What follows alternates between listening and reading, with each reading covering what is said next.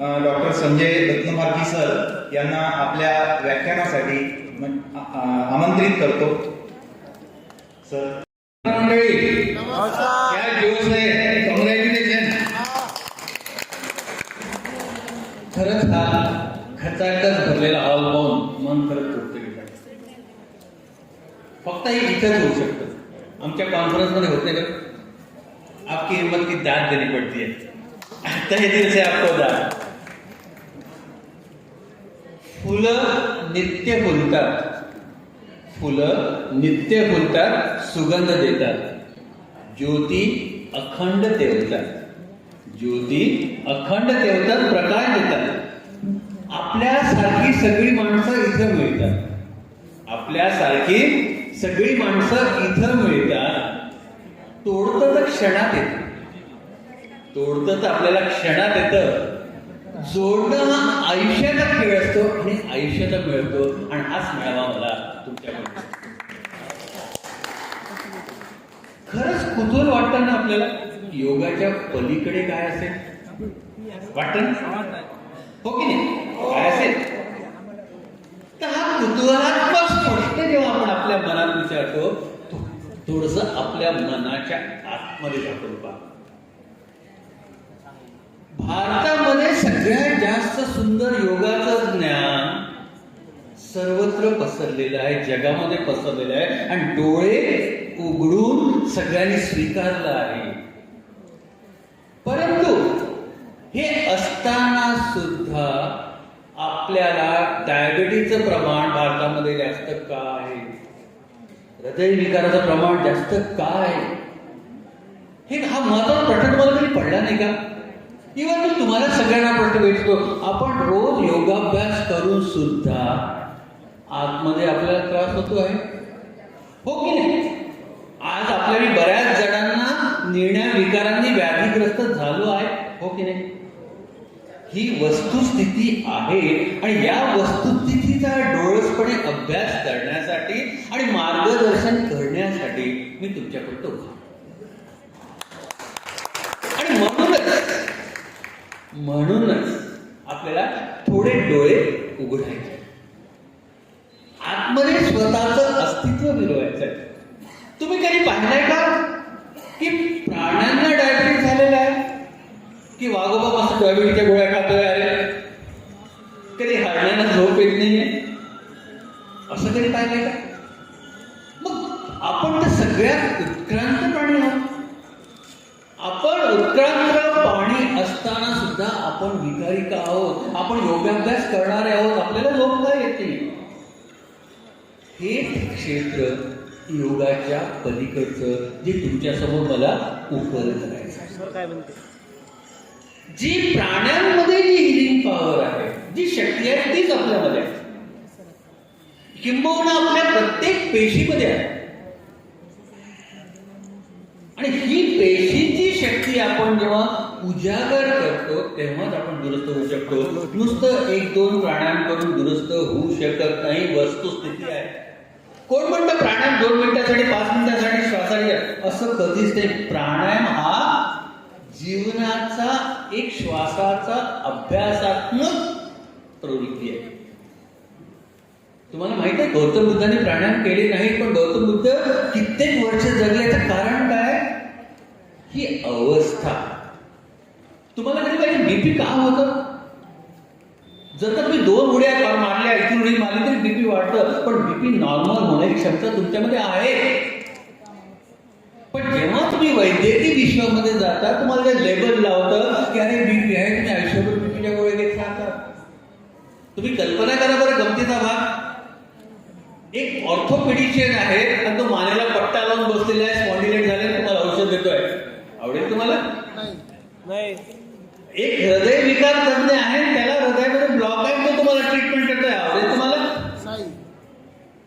मग तसंच नुसतं योग करून जमत नाही, त्यामध्ये जाणीवीची पातळी महत्वाची आहे. याला म्हणून 4 पैलू आपण महत्वाचे पाहूया. एक काम करूया, तुम्ही तुमचा डावा हात इकडे करा सगळं, आणि डाव्या हाताच्या माध्यमातून जी आपल्याला परसेप्शन मिळतं की डायबिटीस कधी बरा होणार, डायबिटीस कशामुळे फंक्शन झाल्यामुळे का होतं ते नाही कळत आम्हाला. इडिओपॅथिक आहे. अरे मग हे परसिव्ह करणं म्हणजे या हातात तुम्ही परसिव्ह करते, डोक्यात ठप्पा बसलेला आहे, पक्का बसलेला टप्पा. येस. आणि म्हणून आता हा इकडे करा, हा एक्सप्रेस झाला म्हणजे परसेप्शन एक्सप्रेशन, परसेप्शन एक्सप्रेशन. अरे मी मित्र आहे, अरे खरं मित्र आहे, अरे मूर्ख आहे, मी मूर्ख आहे, अरे मला काही करता येत नाही, लठ्ठ आहे, हे एक्सप्रेशन झालं. परसेप्शन आणि एक्सप्रेशनचं गणित हे रोज 2 हातांवरून आपल्या चालू राहतं. आणि म्हणूनच तर आता काही खरं नाही बा माझं, डायबिटीजचा ठप्पा लागला रे बा, आयुष्यभर मला गोळ्या घ्यावा लागणार आहे. आणि डॉक्टर येतो, हा स्पॉन्टिनेटरी बसणार नाही, आता मला आयुष्यभर घ्यावं लागणार. का? तुम्ही प्राणी नाही आहात, उत्पन्न प्राणी नाही आहेत, तुमच्यामध्ये कॅपॅसिटी नाही.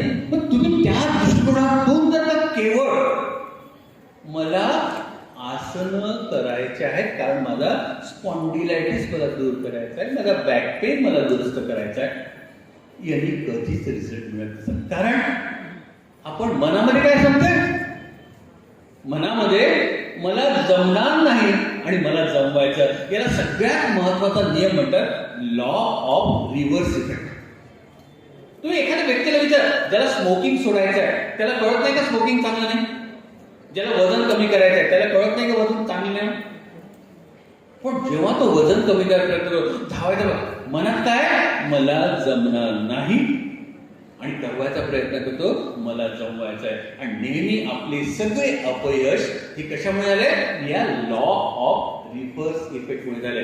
जेव्हा कुठलाही तुम्ही करा, योगा करा, प्राणायाम करा, जर का तुमच्या मनामध्ये मला जमणार नाही हा नियम असेल तर तुम्हाला रिझल्ट नेहमी निगेटिव्ह मिळते.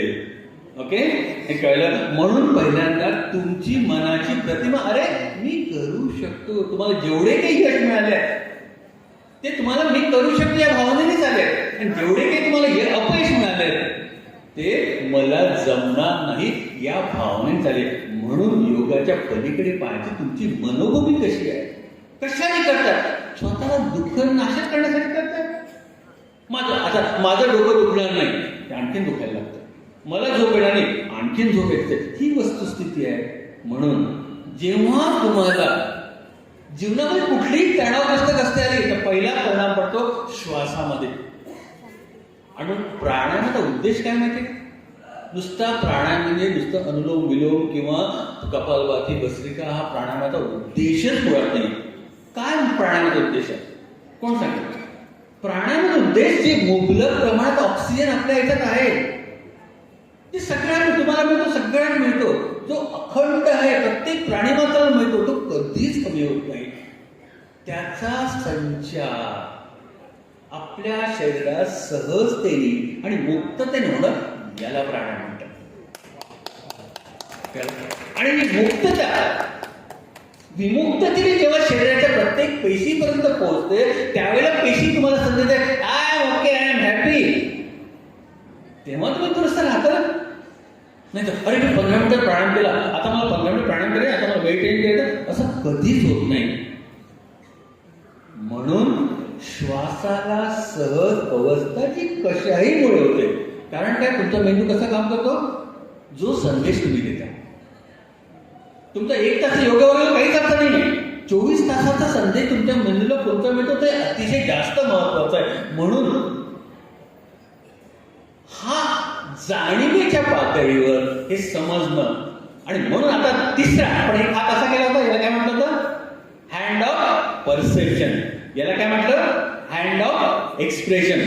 पण जर का कल्पना करा, एक प्रयोग करून दाखवतो, जर का मी हात उचलला आणि असं केलं आणि दुसरा पाय उचलू शकाल का, नाही उचलू शकणार. याला म्हणतात मॅनिफेस्टेशन. जर का तुमचं परसेप्शन चुकीचं आहे, एक्सप्रेशन चुकीचं आहे, तसे तुम्ही मॅनिफेस्ट होता तुमच्या शरीरामधून तसं दिसायला लागतं आणि रोज तसं जायला लागतं. म्हणजे रोज रागाच्या भरामध्येच तुम्ही वातावरण व्हायला लागला, मेंदूला कळतं तुला लढायचं आहे, तुला सतत भांडायचं आहे, आणि काय प्राणायाम तुम्ही करू शकणार विचार करा बरं. म्हणून आपला मेंदू आपल्या स्थितीला समजून घेऊ शकतो. आणि म्हणून तुम्हाला जर का खरंच चेक करायचं असेल तर स्थिती चेक करणं महत्वाचं आहे. आणि ही स्थिती मला एक छोटा प्रश्न, विज्ञान म्हणजे काय? विज्ञानचा सोपा अर्थ असतो काचा शोध. मग तुम्हाला झोप येत असेल तर हा विज्ञान आहे, मला का झोप येत नाहीये? तुमची पाठ दुखत असेल, मला पाठ का दुखत नसेल? मी एवढा योगाभ्यास करून सुद्धा माझी पाठ दुखत असेल तर एक प्रश्न तुम्ही स्वतः विचारू शकता ना, माझी पाठ म्हणजे माझ्या शरीरामध्ये कुठली स्थिती निर्माण करते, त्या प्रकारची कुठली भावना मेंदूपर्यंत पोहोचवते आणि म्हणून भावनेच्या माध्यमातून विकार निर्माण होतात. म्हणून मला तुम्ही काउंट टाका 2-4 आसनं केले की आपल्याला दुरुस्त होते, असं कधीच होत नसतं. हा योगाच्या पलीकडचा दृष्टिकोन अत्यंत महत्वाचा, आपल्याला समजणं महत्वाचं आहे. आर यू अंडरस्टँड दिस? मग याला मॅनिफेस्ट, जर का हे चुकीचं परसेप्शन, चुकीचं एक्सप्रेशन, तर जो आजार तुम्हाला होतो ते मॅनिफेस्टेशन असतं. म्हणून हा जो ऍक्सिस आहे खालचा, याला आपण मॅनिफेस्टेशन म्हणतो.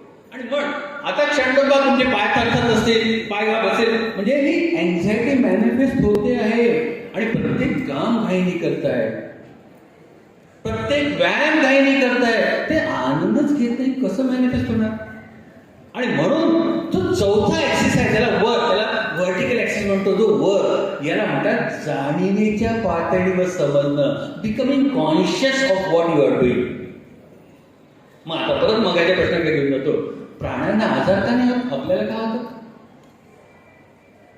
कारण तुमच्याकडे डस्टबिन आहे, तुम्ही रोज फेकता, पण आपल्या मनातली डस्टबिन मध्ये ब्लॉक्स हे वर्षानुवर्ष आपल्या शरीरात एका मनोशारीरिक आजारांच्या माध्यमातून साठलेले असतात, कदाचित लहानपणापासून असतात आणि आपण कधीच ब्लॉक दुरुस्त केले नाही. आणि हे शरीराला दिसायला लागतं आपल्या पेन्समध्ये, वेदनेमध्ये.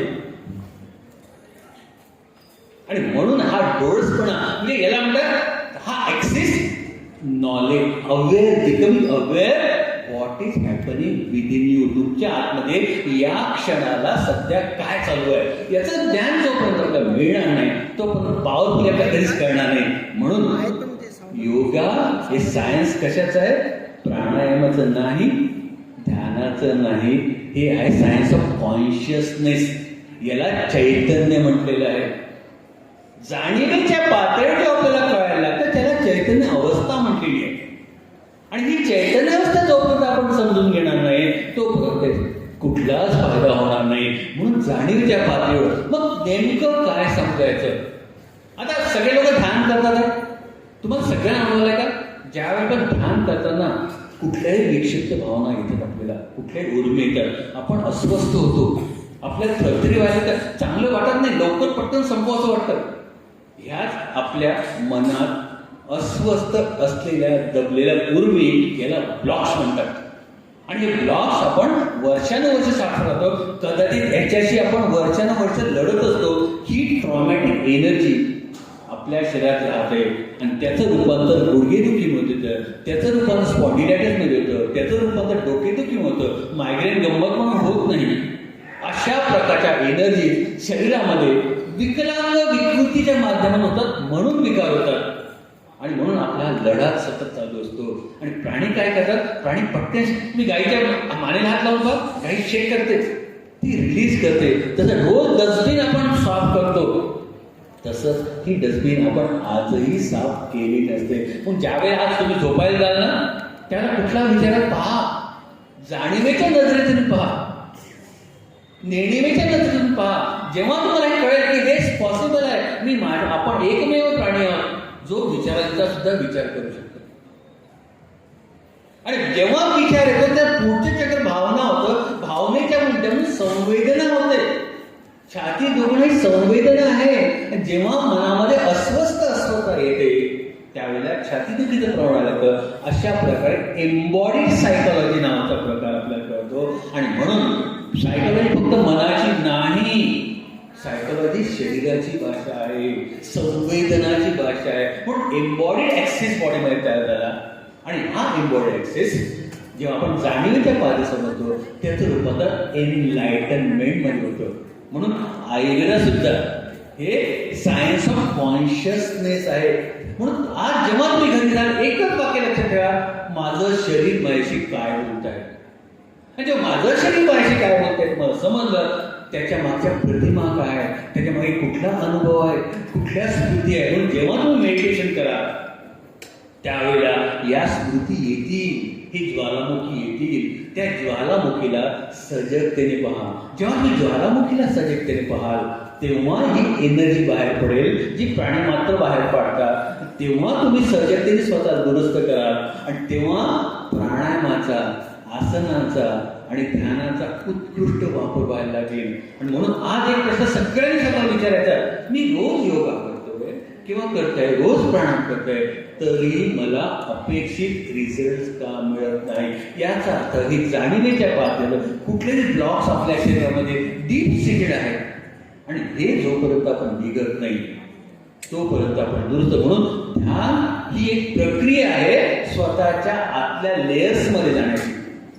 ध्यान ही प्रक्रिया आहे आपल्या लेयरची उकल करायची. आपली बॉडी काय, तुम्ही स्वतःचे खोटं बोलू शकत नाही, तुम्ही स्वतःला फसवू शकत नाही, पण जे आहे तसं ऍक्सेप्ट करा.